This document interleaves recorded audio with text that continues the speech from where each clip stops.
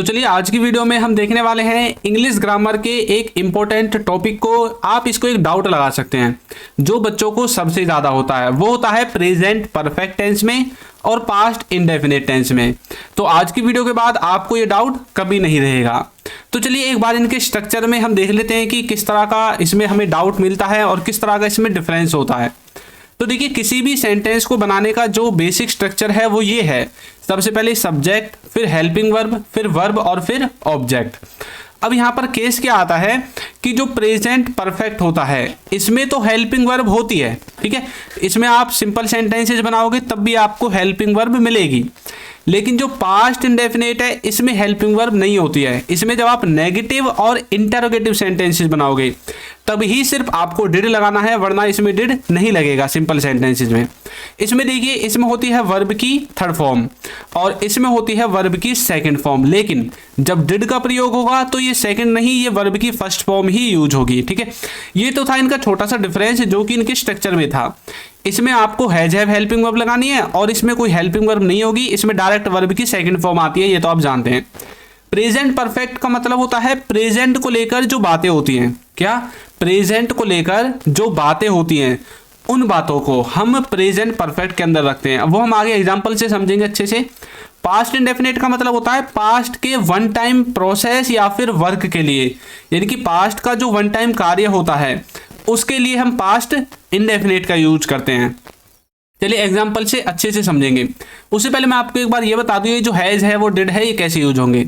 जो हैज है वो यूज होगा ही के साथ, सी के साथ, इट के साथ और किसी व्यक्ति के नाम के साथ।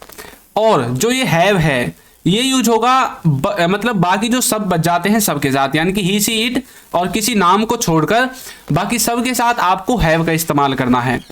उसके बाद जो ये डिड है ये सबके साथ यूज होता है, इसमें कोई ऐसी दिक्कत नहीं है। चलिए शुरू करते हैं। इधर होंगे प्रेजेंट परफेक्ट के और इधर एग्जांपल होंगे पास्ट इंडेफिनिट के। तो पहला है तुमने ताजमहल देखा है, मतलब हम किसी से बोल रहे हैं कि भाई तुमने ताजमहल देखा है, तो इसको बोलेंगे हैव यू सीन ताजमहल। और पास्ट में देखिए कैसे बोलेंगे, पास्ट इंडेफिनिट में तुमने ताजमहल देखा, डिड यू सीन, सॉरी यहाँ पर सीन नहीं आएगा, यहाँ पर सी आएगा क्योंकि डिड के साथ हमेशा वर्ब की फर्स्ट फॉर्म यूज होती है।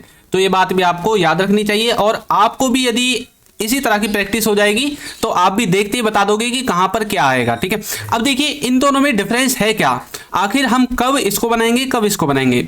मान लीजिए कि आप किसी पिकनिक पर गए हैं, ठीक है, आप पिकनिक पर गए हैं और जब आप पिकनिक पर गए हैं तो आपने बहुत सारी चीजें देखी हैं, आप चिड़ियाघर गए हैं, लाल किला गए हैं और भी बहुत सारी जगह गए हैं। हो सकता है कि आप ताजमहल भी देखने गए हों।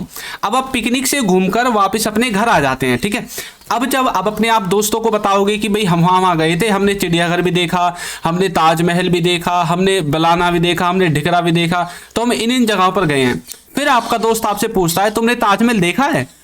अब यदि वो ऐसे पूछे कि तुमने ताजमहल देखा है, यानी कि अगर वो आपकी अभी तक की बात को पूछे, प्रेजेंट तक की बात को कि अब तक आपने अपनी जिंदगी में ताजमहल देखा है, तब तो आपको परफेक्ट का यूज करना है, हैव यू सीन ताजमहल। लेकिन यदि वो उस टाइम की पूछे जब आप पिकनिक पर गए थे और उस टाइम पर जब आपने बहुत सारी चीजों को देखा था, बहुत सारे अच्छे अच्छे जो प्लेस हैं उन पर आप गए थे, उस टाइम के पूछे कि आप जब वहां पिकनिक पर गए थे तब तुमने ताजमहल देखा, डिड यू सी ताजमहल, मतलब अब वो उस पास्ट के उस टाइम के बारे में पूछ रहा है जब आप घूमने के लिए गए थे। आपको थोड़ा सा डिफरेंस समझ में आया। तो मतलब जब हम पास्ट के किसी पॉइंट ऑफ टाइम के बारे में बात करेंगे और उसके सेंटेंसेस को बनाएंगे तब तो पास्ट इंडेफिनिट लगेगा, लेकिन जब हम प्रेजेंट तक की बात करेंगे, प्रेजेंट तक आपने वो देखा है, आपने कई बार आप देखते हैं ना, आपने वो मूवी देखी है, मतलब वो आपकी प्रेजेंट तक की पूछ रहा है, भाई अब तक जब से वो मूवी रिलीज हुई है और आज तक आपने वो देखी है, तो मतलब प्रेजेंट परफेक्ट। और यदि वो पास्ट के किसी पॉइंट ऑफ टाइम की बात करेगी, उस टाइम पर आपने वो मूवी देखी, पास्ट इंडेफिनिट, ठीक है।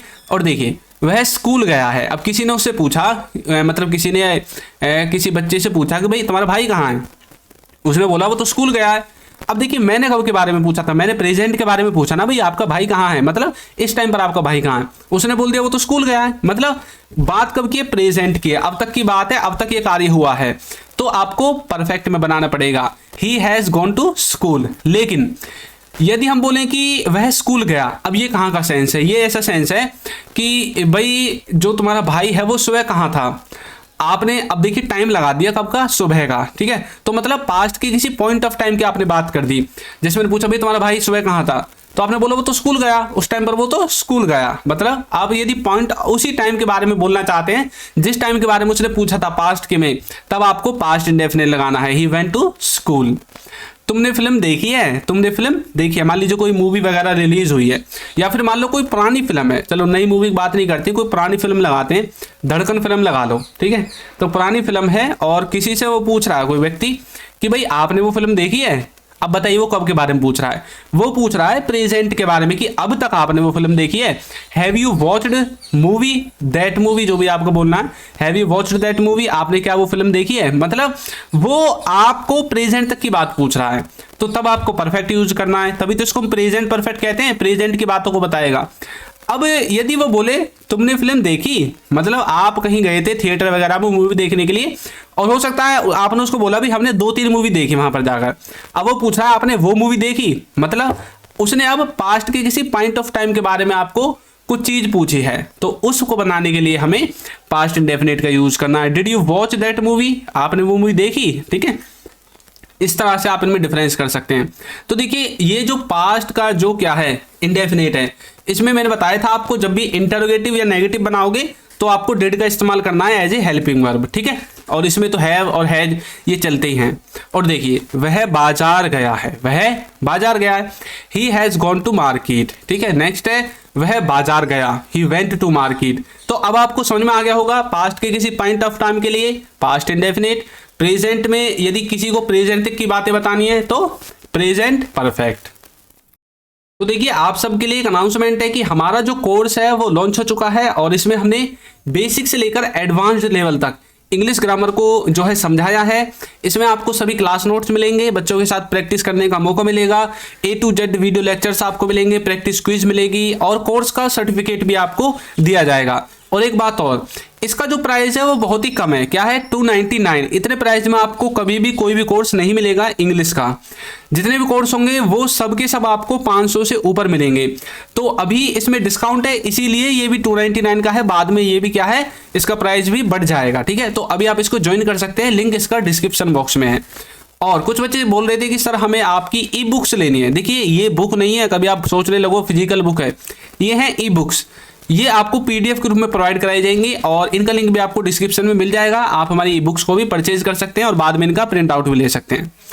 तो चलिए देखते हैं और इसके कुछ एग्जांपल्स। वह खेल चुका है, तो हम बोलेंगे he has played, he has played.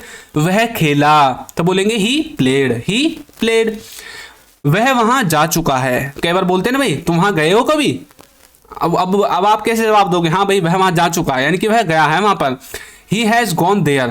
अब देखिए ये जो gone है ना, इसके स्थान पर यदि हम वहां है नहीं अभी फिलहाल और हम बता रहे हैं कि हम जा चुके हैं, तो ये gone मैंने इसलिए लिख दिया ताकि आपको समझ में आ जाए। इसके स्थान पर आप been का यूज करते हैं, ठीक है, किसका, been का, ठीक है। He has been there यानी कि वह वहां जा चुका है, इस तरह से। वह वहां गया, वह वहां गया, he went there, he went there। हम इंग्लिश बोल चुके हैं, we have spoken English, we have spoken English। हमने इंग्लिश बोली, वी स्पोक इंग्लिश, मतलब हम पास्ट के किसी टाइम के बारे में बता रहे हैं, उस टाइम पर ना हमने इंग्लिश बोली, वी स्पोक इंग्लिश।